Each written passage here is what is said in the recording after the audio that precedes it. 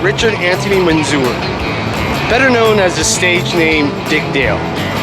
And we start this video off right here in El Segundo, California. And the reason why we're starting out right here in El Segundo, California is because this is where a 17-year-old half Lebanese kid would move to and find his second love. Now his first love was music. Dick Dale's been playing music since he was 9 years old. He learned how to play the piano, his grandmother taught him, and as he progressed as a musician, he finds his way to the guitar. But here in El Segundo is where he found his love for surfing. And this is so important because this love of surfing actually shaped his music as he went on, as well as being half Lebanese. He was very interested in Arabic scales, Arabic music, and all these would eventually form what is now known as surf rock.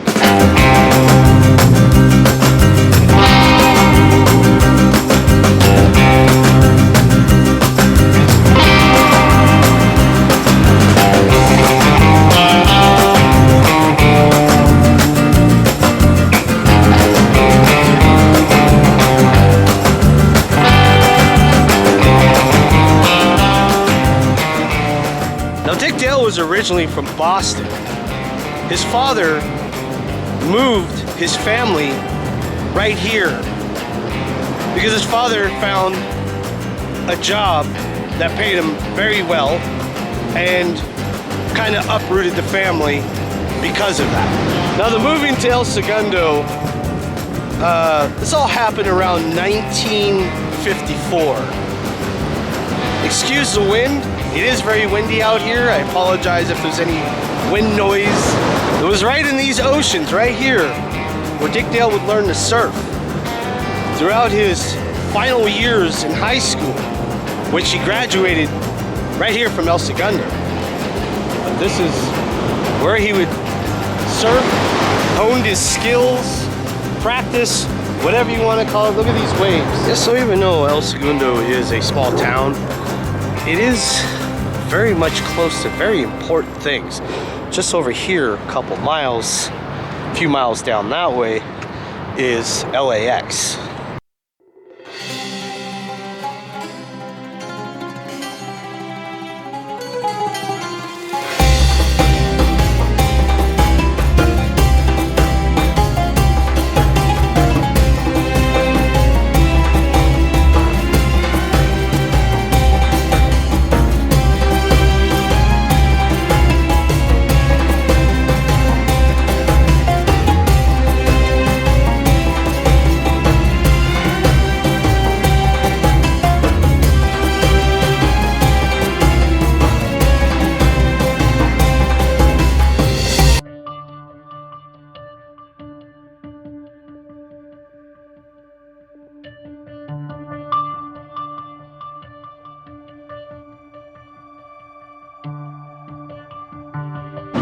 Right behind me here is the high school that Dick Dale graduated from, El Segundo High School. At one time I think was called Washington Senior High School. Now shortly after when Dick Dale graduated in 1955, he was still going by Richard Anthony Manzur. And around that time, after he graduated, he started hitting the country club circuit. This is where he started playing his music. This is where he started playing live in front of people. And it was around this time when he met somebody by the name of Tex Tiny. Now Tex Tiny thought that Richard Anthony Manzur was not a country name. So that's when he came up with the name Dick Dale. He gave him the name Dick Dale. Tex Tiny did. And from then on, even though Dick Dale moved away from country music, he still kept the name Dick Dale. I mean, why wouldn't you? It's a cool name.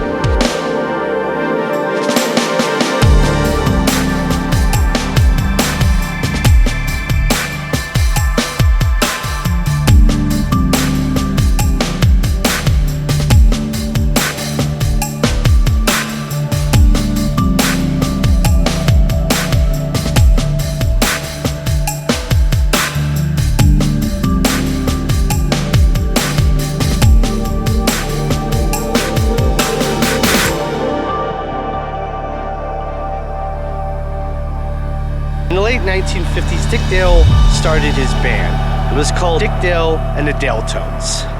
Now, they performed a lot over in Newport Beach, and they would have these concerts that were called Shake and Stomp. And they became so popular that they had to keep growing the venue that they played in. So it was a mixture of Dick Dale's love for country, Arabic music, rock and roll, and playing really loud, really fast, with a lot of reverb. Now, in 1962, Dick Dale and the Deltones would release their signature song to this day, which is called Miserlou.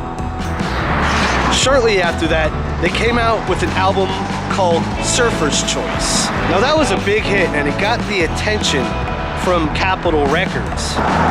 Right across the street from here is Capitol Records. And it was Capitol Records that ended up distributing the album. Now, around 1962, the same year, is when he started landing gigs on the Ed Sullivan Show. So he would oftentimes go on the Ed Sullivan Show and play live, him and his band, which at this point, Dick Dale and the Deltones became very popular. If you look close enough here, very top there, you can see somebody way up there. They're taking down the Christmas decorations. You couldn't pay me enough to be that high. To do something like that? No thank you. And I think at this point you can say that Dick Dale certainly solidified his nickname, the King of Surf Rock. Now, Dick Dale never landed himself a star on the Walk of Fame.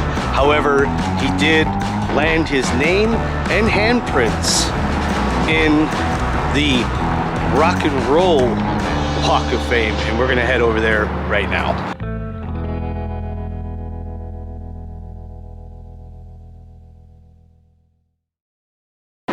So I'm at the Guitar Center over here on Sunset Boulevard, and right behind me is one of the most amazing Eddie Van Halen mural I have ever seen. This is the Guitar Center over on Sunset Boulevard here in Los Angeles, and this is where we're going to find the handprint and signature of Dick Dale.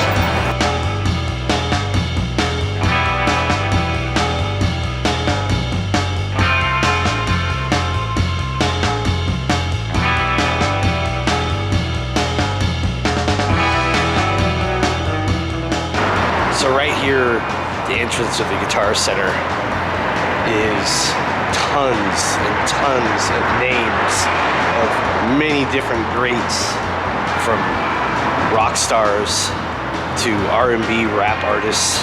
It's just very, very full here. And it was kind of hard to find Dick Dale, but I eventually did. But among Dick Dale here, so many other greats. Let's check out some. So, I mean, you got ZZ Top, you got AC/DC, you got the Black Crowes, which I've actually met Chris Robinson from the Black Crowes. Kind of a cool guy. But then you have Slash, you have Steve Vai, you have Jimmy Page, Black Sabbath, you have Frank Zappa, Van Halen. Man, the list just goes on. Of course, you can't forget about Motorhead. They have a selected few hand gestures here. I actually want to see. This is Dick Dale's handprints right here.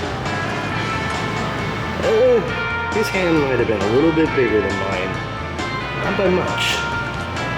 So he got his place on the Rock Walk of Fame here on September 20th. 1996.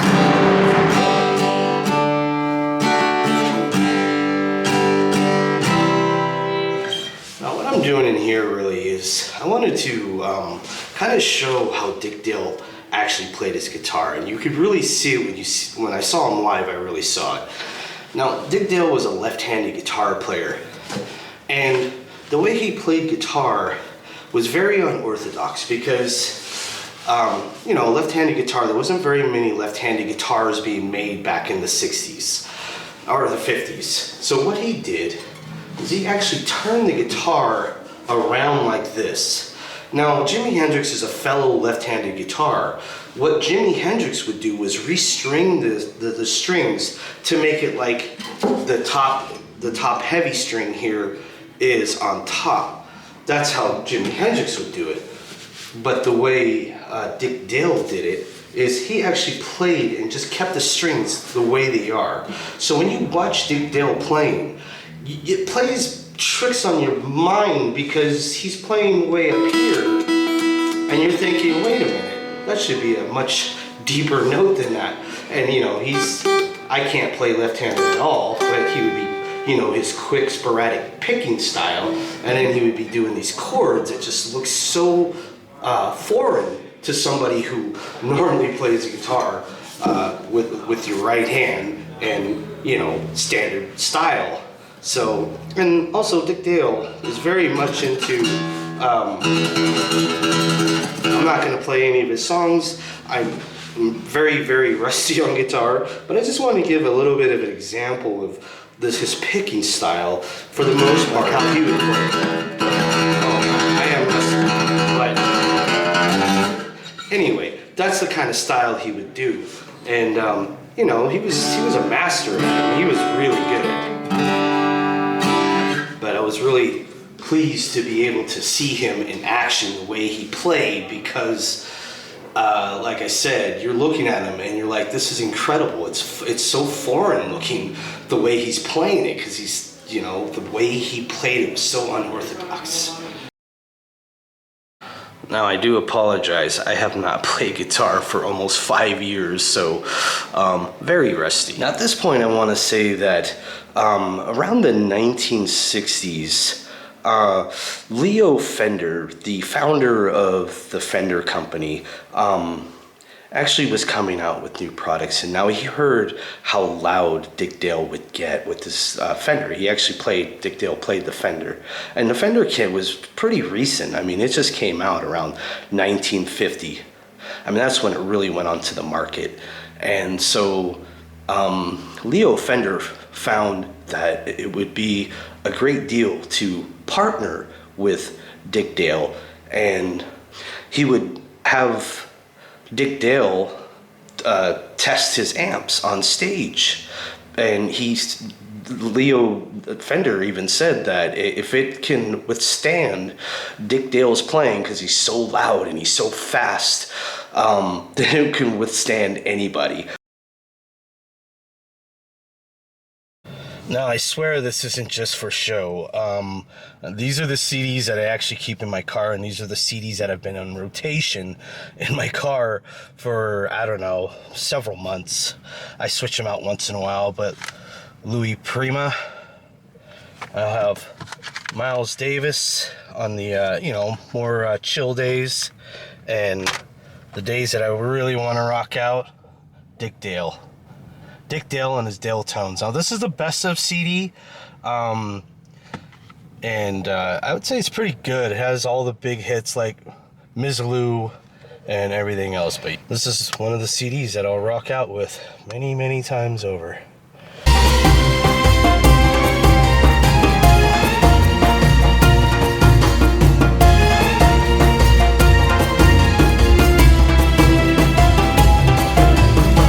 Right now I'm standing in Hermosa Beach, California, and right behind me here is Saint Rock.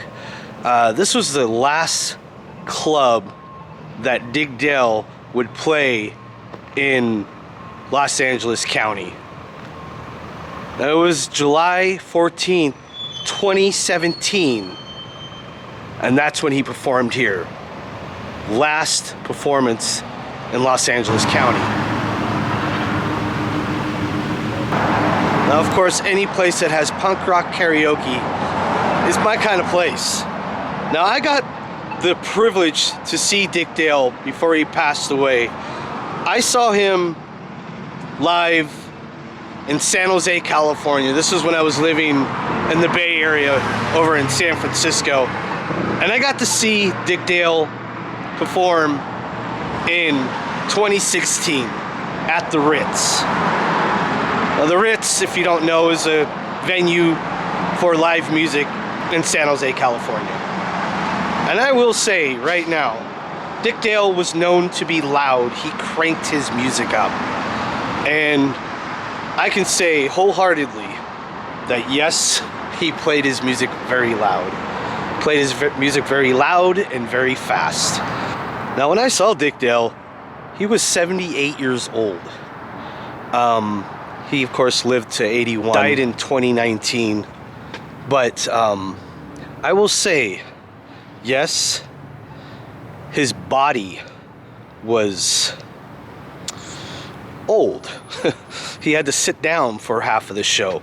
But that didn't take away from the amazing performance. I mean, the guy could still play guitar like he was in his 20s.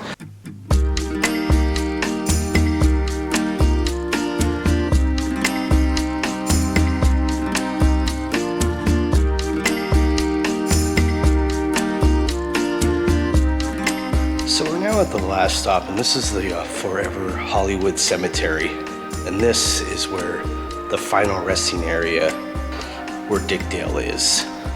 Now, Dick Dale was born in Boston on May 4th, 1937, and he passed away on March 16th, 2019. And I have to say that this whole setup just looks so amazing, and I love the dedication to the, small Fender gold guitar that he would play, his signature guitar, his first album, Surfer's Choice, and a Fender amp, and plus a Hollywood Walk of Fame star, which I believe he definitely deserves. Of course, Dick Dale and his wife. Now, I believe at this, as a recording of this video, Dick Dale's wife is still very much alive.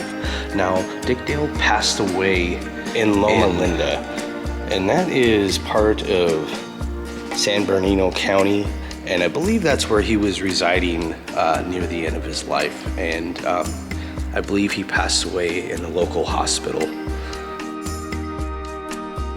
Ladies and gentlemen, that's going to do it for this video. If you like this video, you're also going to like this video right over here. If you like this one, check that one out over there. I'll see you over there.